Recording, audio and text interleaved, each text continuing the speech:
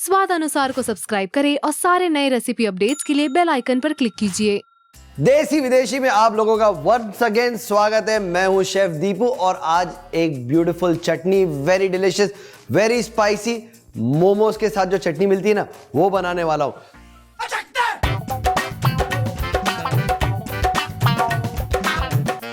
तो gas on करता हूं। अब मैं इसमें डालूंगा पानी।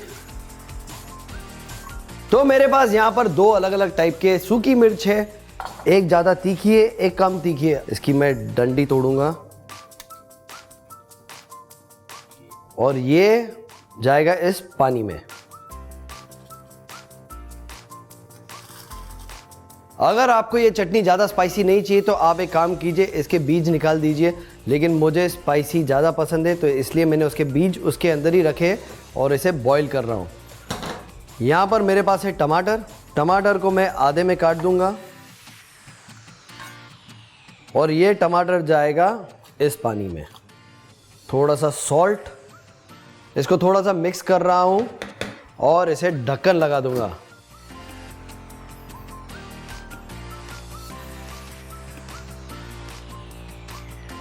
अब ये बॉईल हो गया है। अगर आप नज़दीक आइए तो देखिए इसका छिलका टमाटर का आराम से निकल रहा है।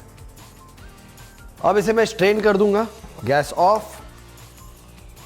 बहुत ही तीखी खुशबू आ रही है। अब क्या करेंगे, इसका एक तड़का बनाएंगे थोड़ा सा स्पाइसी। इसमें जाएगा ऑयल। तेल गरम हो गया है। अब इसमें डालेंगे लहसुन। ये मैं पूरा ही लहसुन डाल रहा हूँ बिकॉज मुझे बाद में इसे पीस देना है। थोड़े से काजू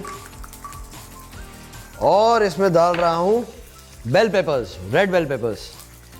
रेड बेल पेपर्स से कलर भी आता है और उसका एक अलग सा टेस्ट भी है।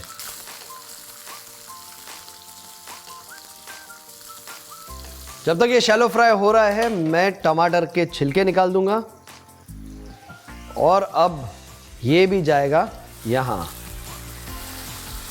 और इसे मिक्स कर देंगे। 3 मिनट सौते करने के बाद ये रेडी हो गया है। गैस बंद कर दूंगा, इसे ठंडा होने दूंगा और इसे मैं डालूंगा मिक्सर ग्राइंडर में और अच्छी तरीके से पीस दूंगा। ये ठंडा हो गया है। अब इसे ग्राइंड करने वाला हूं।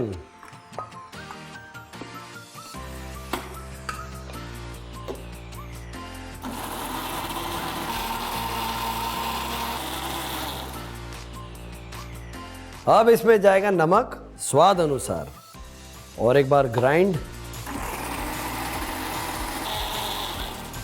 अब इसमें थोड़ा सा विनेगर। विनेगर डालने से इसकी शेल्फ लाइफ बढ़ जाती है। डन।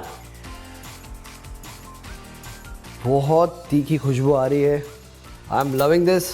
ट्राई करता हूं। वो वेरी डिलीशियस।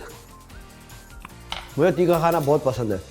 अब मैं ये सर्व कर रहा हूँ। आप ये रेसिपी ज़रूर बनाइए। लेकिन आप सोचोगे यार ये आप किसके साथ खाएंगे, तो नेक्स्ट रेसिपी बनाऊंगा मोमोज। देखते रहिए देसी विदेशी with me chef Deepu on स्वाद अनुसार और सब्सक्राइब ज़रूर कीजिए। I will see you again.